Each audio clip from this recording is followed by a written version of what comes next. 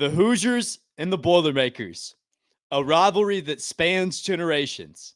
Can both these teams get good on both the hard court and on the football field? Find out today on a special crossover edition of Locked On Boilermakers.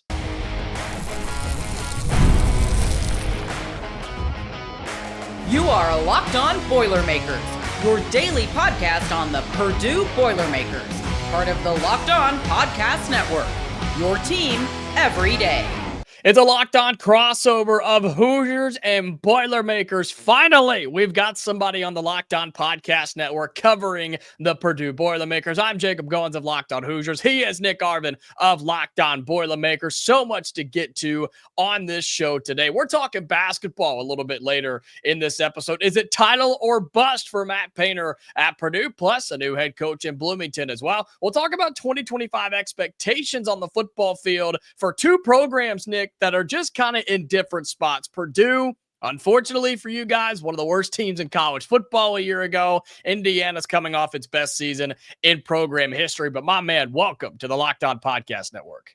I appreciate you, Jacob. Thank you for having me on here. I think we got something pretty special here. Obviously, this is probably about as civil of a conversation that we're going to have this year between the Hoosiers and the Boilermakers. But that's right. I hope that we're a little bit more competitive this year. I hope that we give you and Signetti some trouble this year, and we'll get right into that today on a special crossover episode. Yeah, we will. Well, there's so much to get to. And look, I'm allowed to talk smack for football, but you've got all the smack talk for basketball right now, which we will get to in just a little bit. But man, walk us through for the college football world, what Purdue had to go through a year ago. Again, just the numbers weren't there. 17 points a game, just couldn't score, couldn't stop people, just couldn't compete in the Big Ten.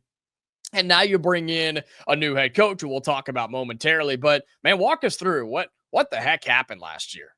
Well, it wasn't pretty, and you throw out those stats, 17 points a game, but it was more than just that. When you look at what a good football team is, when you go down the lines and try to find something positive for what Ryan Walters and his staff put on the field last year, you just can't find it. Every facet of the game of football last year for Purdue, it wasn't there. When you go 1-11, that's unexcusable for a team like Purdue, an original Big Ten team.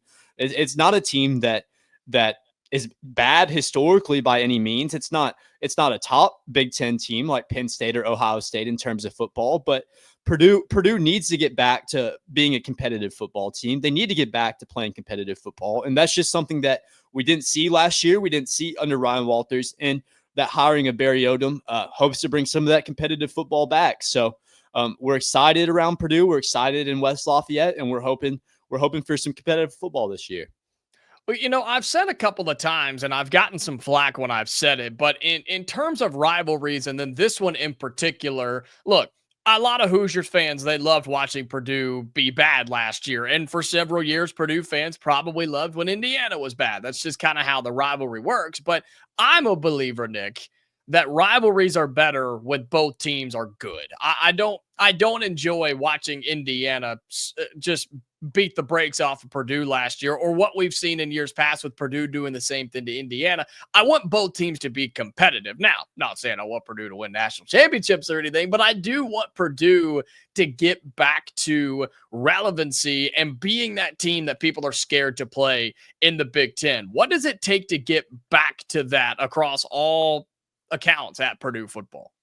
Absolutely. And to your point, I'm just going to go ahead and talk. When we talk about rivalries in college sports, when you talk about the Iron Bowl, whether that's Auburn and Alabama, or we talk about Michigan and Ohio State, those Big Ten teams, obviously those rivalries are the best when those teams are ranked, when those teams are good, when there's meaningful games on the line, right? So that's something that obviously you and the Hoosiers and then me and the Boilermakers, we want to get back to. And then so the hiring of Barry Odom is the first step towards that. There's been some conversation. Hey, there's 1-11 season last year. So it's hard to garner the respect from the national media, or even just from local media within Locked On, within the Big Ten guys. It's hard to earn that respect after that. And you have to prove that on the field. But the hiring of Barry Odom is the first big step to doing that. So we saw last year for you guys, Indiana football wasn't in the best spot. You guys hire Signetti, and you Mhm. see almost instant success. So when you look at what the athletic department for Purdue's trying to do with that hiring of Barry Odom, it's very similar, like it or not, to what you guys did last year with that hiring of Signetti. You get a hard-nosed guy that really, really enjoys like being on the field, being with his players, and being a player's coach, so to speak, being one of those guys that is really involved in the locker room. We saw with Ryan Walters that locker room was extremely dysfunctional, and that's not something that's really going to happen under Barry Odom. He prides himself on having a locker room that's functional, on having a hard-nosed, strong in the trenches type football team. And I think that'll lead to success for Purdue this year. Maybe they're not going to be back in the Big Ten championship like they were 3 years ago. Maybe they're not going to, I don't want to say it, but they're not going to be able to compete with some of these Ohio States, Penn States in the world. That's just reality. But I expect for us to be a better football team this year. I expect for us to be more competitive, and I expect for us to renew a competitive rivalry with you guys. And that's something that a lot of fans would like to see. Absolutely. And look, Barry Odom is not one of those sexy, flashy breaking news hires. Heck, Curt Cignetti wasn't a sexy, flashy breaking news hire at Indiana, but two guys that win, right? Curt Cignetti's won everywhere he's been. He carried that over into his first year at IU. Barry Odom's the same way, man. He's had one losing season in his entire coaching career. One. Now he's been doing it 7 years. Believe this will be number 8, but only one losing season. And he was winning games at Missouri and UNLV. If you can win games at those two programs with where they were, I feel like there's a good chance, Nick, that he can win some games at Purdue. Now, you guys are going to have to do the same thing we did, which is climb out of a massive deficit in recruiting and try to get the dudes and the players and, of course, hit the transfer portal as well. We'll get to some of those things in just a moment, but I think it can work at Purdue. I'm curious on what the feelings are on Barry Odom initially, even though a game hasn't been played with him on the sidelines yet.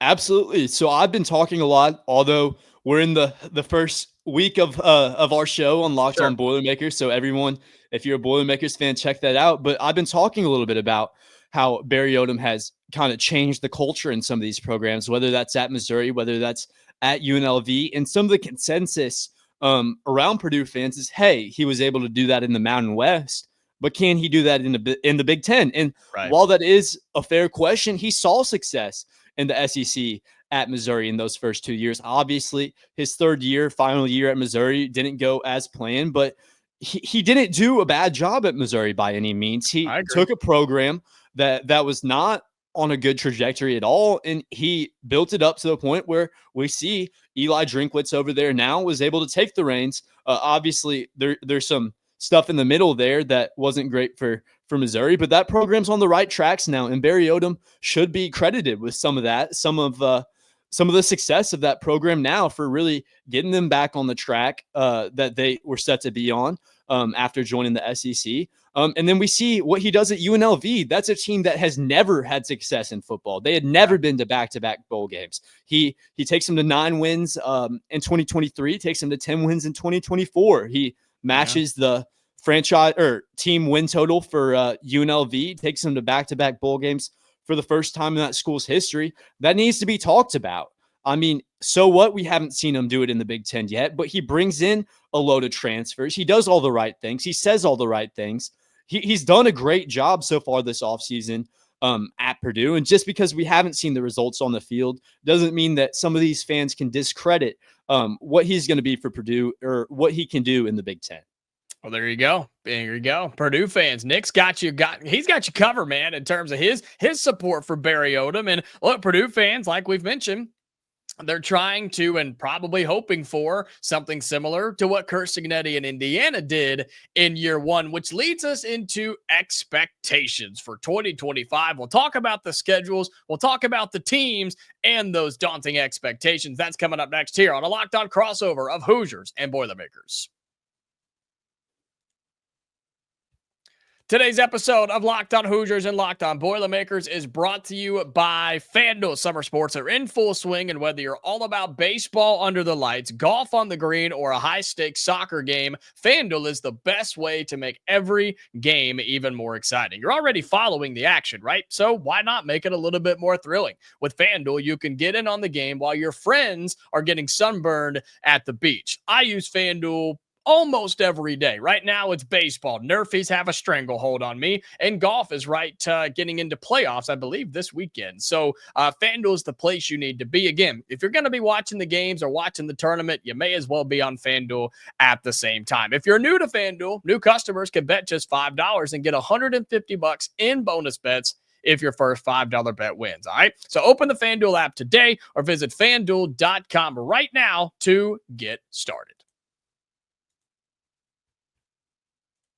All right, we continue on a Locked On crossover of Hoosiers and Boilermakers. I'm Jacob Goines of Locked On Hoosiers. He is Nick Arvin of Locked On Boilermakers. And now we talk some expectations here, Nick, because two teams, two programs that are in completely different spots in terms of their success from a year ago, and I think expectations in 2025. And I'll just tell you from the Indiana side for your Purdue fans, the expectations are kind of split right now in the Indiana fan base because, look, some people say, hey, you made it to the playoffs once. Good enough for us. We're good. We're good. Everybody's fine. We'll just hang out. We'll see what happens, and we'll wait for basketball season. Other fans have said, well, you made the playoffs once. Can you do it again? We want to see you do it again. That was fun. That was exciting. We like to win football games. And then there's a big group of people that are just kind of in the middle. They want this team to compete. They want this team to win games, but they just don't know quite what to expect in year two. It's a little bit tougher of a schedule. I personally think the roster is better than it was a year ago. And Kurt Cignetti and his staff have proven that they know what they're doing. They win ball games. That's all they've ever done is win football games. And they did it a year ago. And I expect them to do it again this year. But I think expectations is have a say in the college football playoff. Be around in November. Don't get blown out early. Don't basically cash in the season in October and just have a say in kind of what the college football playoff looks like, because I think this team is talented enough to get there again. I really, really do. But everybody knows who we are. Everybody's going to have Indiana circled and make sure you're ready for the Indiana game, unlike a year ago where it's like, oh crap, that team's kind of good, right? So it's up in the air, but I think 9 or 10 wins, having a say, and at least possibly making the college football playoff. But I'm fascinated because it's year one with a new coach at Purdue coming off a single win season a year ago. What are the expectations there, man? I genuinely have no idea. Well, so if you look at FanDuel, if you look what FanDuel tells us, Purdue's total win total right now is at 3.5 games. So if that tells you much, man, the nation, the Vegas, the media, they're not very high on Purdue. And a lot of Purdue fans are carefully optimistic. They're optimistic for what Barry Odom can bring. But like I said earlier in the show, when you go 1-11 last year, you have to prove that. You have to prove it on the field. But if you look at it, if you look at Purdue's schedule this year, there's some tough games at the end of that schedule. But there are games that you can win. You start off the season week 1 against Ball State. I'll pencil that one in for a win, unless something crazy happens. And then week 2, you take on a talented FCS team in Southern Illinois. And that brings us into week 3 at Ross-Ade. You bring in the Trojans of USC, they're going to be improved this year. But last year we saw for USC, they had a problem stopping the run. And you bring in a talented running back at Purdue and senior running back Devin Mockabee. You bring in a head coach who has built his philosophy on a talented running game, on having a talented offensive line. And there's a world where you can win that game. Sure, maybe on paper, USC has the more talent if you're talking about star recruits, if you're talking about power of transfers, if you're talking about quarterback talent. But that's why games are played on the field, right? It's true. Barry Odom has a game plan. He has a system. It's not like Ryan Walters where he was bringing in guys just to bring in guys. Barry Odom's been very articulate. He's been very intentional about who he's brought in via the portal, who will fit his system, and bringing in guys that are going to help him win games in his style. And that's something that the nation needs to realize. That's something that the media needs to realize. Barry Odom isn't going to just lay down and let his team get beat week after week after week. He's going to compete week after week. Sure, maybe not going to be a Big Ten championship team in year one, but you can start to win games. You can get on that bowl path. You can try to pull out 6, 7, 8 wins this season. You can try to get to a bowl game and really get this fan base, get this team excited going into 2026 for some bigger expectations. You got to realize they bring in 2 quarterbacks. Ryan Brown, who was here last year at Purdue, he transfers to North Carolina following the 1-11 season. You bring in Barry Odom, and then he comes back, but he still has 3 years of eligibility. You bring in a guy like Malachi Singleton from Arkansas, who led that game-winning drive against Tennessee last year. Obviously, didn't see the field much. Arkansas was talented last year, young quarterback, but you bring him in, a guy with multiple years of eligibility. This program has a good trajectory. It's on a good trajectory under Barry Odom. Maybe we don't see 8, 9, 10 wins this year, but I'd say getting to a bowl game, getting wins, playing competitive football, staying in games, that's what the fans want to see, and that's what's going to get fans riled up about Purdue football again. And I think that's all you can ask, right? I mean, in year one of any coach at any program, unless it's, the big dogs that carry over like Kalen DeBoer at Alabama, like their expectations were to get to the playoff in year one. They didn't do that, and now the fans are all fired up down there. But for Purdue, I look at the schedule, man, and you started to get to it there. You host USC, which at least you don't have to go out there, so that helps you there. You do have to go to Notre Dame, hosting Illinois, at Minnesota, at Northwestern, home for Rutgers. Then you go, this is brutal, to Michigan, home for Ohio State, to Washington, and then hosting us, the Indiana Hoosiers, on Black Friday, by the way, Nick. How do we feel about that? Side note, completely random. First time in the history of this game that it's played on Black Friday. I don't know how to feel about it. I'm still not okay with it, I don't think. It's an interesting scheduling. We've seen a lot of in social media, a lot of talk about scheduling, and I brought it up. There's been a lot of talk about the way that Miami's scheduled, not having to leave the state of Florida until November. The month of November. Yes. Yeah, and Purdue's kind of on that same track. They don't have to leave the state of Indiana until week 7, I believe it is. But there's been a lot of intentionality with scheduling this year specifically, and I feel like that Black Friday game really does kind of show that it's a rivalry game, a rivalry that goes pretty deep. You put it on Black Friday, obviously. I would say that there is money involved in that. I'm sure that always, I'm sure that the people that signed the checks are happy about that one falling on a quote unquote holiday, if that's what you want to consider Black Friday. But I mean, maybe it's the start of a tradition. I don't know. Who's to say? I don't know if many people are excited about that. Many people want to get away from that tradition of that Purdue Indiana game. But hey, who's to say that change is bad necessarily? We see a new era with Curt Cignetti, a new era with Barry Odom. Hey, maybe we're in a new era of this rivalry game.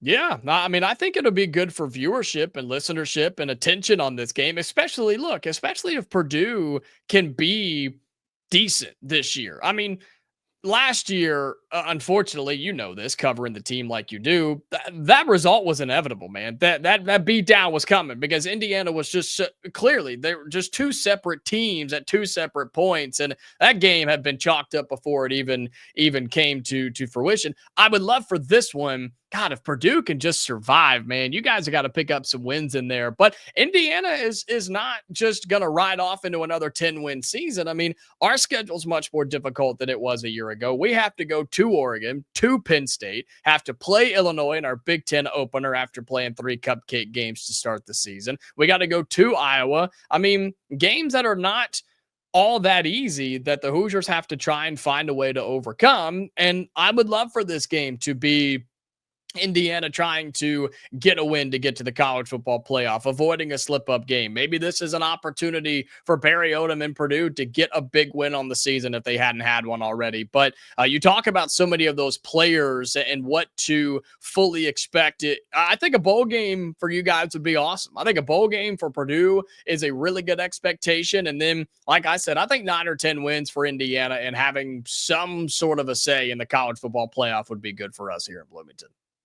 Absolutely. So obviously these two programs aren't in the same spot right now. And then maybe we could go inversely on the basketball side of things. But yeah, what we want right now is for these two programs to kind of get in the same spot. We don't want these two programs to be bad and good at the same time. We want both of these programs to be good. As much as I can say I don't like the Hoosiers, as much as you can say you don't like the Boilermakers, like you said earlier in the show, this rivalry, this game is better when both Purdue and Indiana are good. And we need to get back to that. We need to get back to playing competitive football on our side. And we need to get back to having this rivalry that so many generations have cherished. Well, look, I've had my fun talking football smack. Now you get your chance to do it on the basketball side. We do a very quick, short, but fun basketball preview for the Hoosiers and the Boilermakers. We do that right after this on a Locked On crossover episode.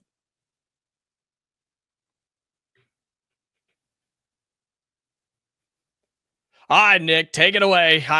The segment is yours. I have nothing to say on the basketball side because we've been just embarrassing. We missed the tournament again. We have a new head coach on the basketball side with Darren DeVries coming to Bloomington. All brand new players, not a single returning guy on the roster. And as we're recording, as these episodes are coming out, the Hoosiers are actually in Puerto Rico playing some games against some teams over there, just trying to get some runs in and figure out what the heck is going on. But here's my question. National title or bust for Matt Painter and Purdue? Is this the year they have to get it done with everybody coming back and all the talent on this team? Take the segment away, my friend. The floor is yours. Absolutely, it's championship or bust. And that's been something that I've been saying since this summer, since the beginning of this summer. I may get flack for it, but obviously Matt Painter, he got those Purdue Boilermakers with Zach Edey to that national championship game. You play a tough UConn team in that national championship. So I'm not going to complain about him losing that game, but that's not what I'm upset about. I'm upset with the fact that you have Zach Edey and then you lose to a 16 seed in one of his years. You have a National Player of the Year candidate, and then you don't coach that team that had all the pieces not to a national championship, not past the first round. So you can say all you want about, hey, Matt Painter's, he's a great head coach. He's been long tenured at Purdue because he's a great head coach. He's a top 5 head coach in the nation. But until you can prove that you're able to win a national championship, that talk shouldn't be there. You have the roster this year. You're the betting favorite for a reason. You have returning starter in Braeden Smith, who I'll get back to here in a second. You've got Fletcher Lawyer, who can bang down threes. You've got a lottery pick this next year in Omir Mayer, who showed out in the FIBA U19 World Cup. You add front court depth, whether that's Oscar Clough or getting Daniel Jacobson healthy again. You're able to move TKR, who averaged 20 points at center, which isn't his traditional position last year. You move him back to power forward, where he is more successful at. You have that big front court, and there's no reason why Purdue shouldn't be able to win the national championship this year. You have the pieces, you have the roster, and all it comes down to is building a philosophy and building a team of winners. We've seen they had success last year. They made it to the Sweet 16 in a year that some people considered a rebuild, but they have a solid year. That Houston team was so good, so deep. They're so well-rounded. And they will be again this year too. Yeah, we're not sleeping on the Cougs here on this show. No. But Purdue is rebuilt. They've revamped a roster. They've maintained 90% of their production from last year, and they've built upon that with transfers, with recruits. And there's no reason why Purdue shouldn't be playing for a national championship this year. And there's no reason why Purdue should not be winning a national championship this year. Yeah, well, talk to me about Braeden Smith because, look, I don't like the guy, but I respect the hell out of him because he's a really, really good basketball player. And, look, I think he's going to be one of the best guards in the country. But are you saying that he could be player of the year as a guard? I mean, we've seen that award go to so many different position players over our time. I mean, is he truly competing to be the best player in college basketball this year? He's definitely up there. If we're talking about National Player of the Year, I would circle TKR in that conversation. Trey Coffin-Rain, like I said, had 20 points a year last year, playing predominantly at the center position. You move him over to the power forward position, somewhere he's more comfortable at, and that production's just going to skyrocket. But back to the point about Braeden Smith, I saw Rick Pitino put out a quote this morning that said that the point guard position is dead in college basketball. And I want you to look at Braeden Smith and tell me that's a fact, because Braeden Smith is one of the best pure point guards in college basketball on this earth. He's going to be able to make plays for Purdue this year. He's going to be able to facilitate the ball, get players involved, and he's the perfect guard. He's the perfect player. He's the perfect playmaker for this team and exactly what Purdue needs. So you can say that the point guard position's dead in college basketball, but I want you to look at Braeden Smith and tell me that's true. Yeah, that's terrible. That I have not seen that quote you're talking about, but I'm glad I haven't, because I may have wrecked my car or something. That is absolutely. Rick Pitino said that? Yeah, Rick Pitino said that. It was big news this morning. Oh, golly. I'll have to look that up. I may be talking about that later on Locked On Hoosiers. That's crazy. No, for Indiana, we don't really have anybody like that we can talk about as of right now, because as I mentioned, for your Purdue people who may not have been keeping up, Mike Woodson's no longer the head coach, and you guys may be sad about that because he was terrible, and I've made that so vocalized and out there in the world. We bring in Darren DeVries, who was at West Virginia. He was at Drake before, won several games there, and was a winning coach there his entire time. Went to West Virginia for a year, and now he's the head coach in Bloomington. And as I mentioned, not a single player from last year's team, between graduation, transferring, whatever, not a single player from last year's team is returning to this Indiana squad. And that's good and bad, right? You've got a bunch of new names, bunch of new faces, but they've never played together. And that's why this Puerto Rico trip that they're currently on is such a big deal. They're finally getting some runs. They got some extra practice. And the highlights there before we get out of here, Tucker DeVries, who is Coach DeVries' son from West Virginia. He's going to play the three. He's a really good scorer, really good defender. Lamar Wilkerson is the Sam Houston transfer, top 15 scorer from a year ago in all of college basketball. And then Reed Bailey is the Davidson transfer, who will be our starting center. We've also gone and got some international kids as well. And so it will be a new looking Indiana team. Now, one of the things we were able to do last year was catch you guys just one time and be able to build some momentum on that down the stretch. Didn't lead to an NCAA tournament bid, but for the Purdue fans who have watched Indiana basketball struggle as of late, especially on the offensive end of the floor, it will look much different this year. This team is going to run. They're going to shoot. They're going to play hard-nosed defense. Can they stop anybody? I don't know, but they're going to try. Till they make a bunch of shots? I don't know, but they're going to try. And that's going to be the difference between this year's team versus what we saw in the Mike Woodson era. I don't know if it's going to lead to wins or not. Couldn't tell you, but it's going to look a whole lot different than what it has in the past. And I agree with you from the competitor standpoint. I think you got to get it done for Matt Painter, man. I think if he doesn't do it right now, my question and problem is, if not now, then when, right? That's the way I look at it for you guys. I agree completely with you. So we talk about the expectations for Purdue and that being title or bust, and that is how it should be. You can like Matt Painter all you want. You can love him as a head coach. I like Matt Painter. I like the personality of the guy.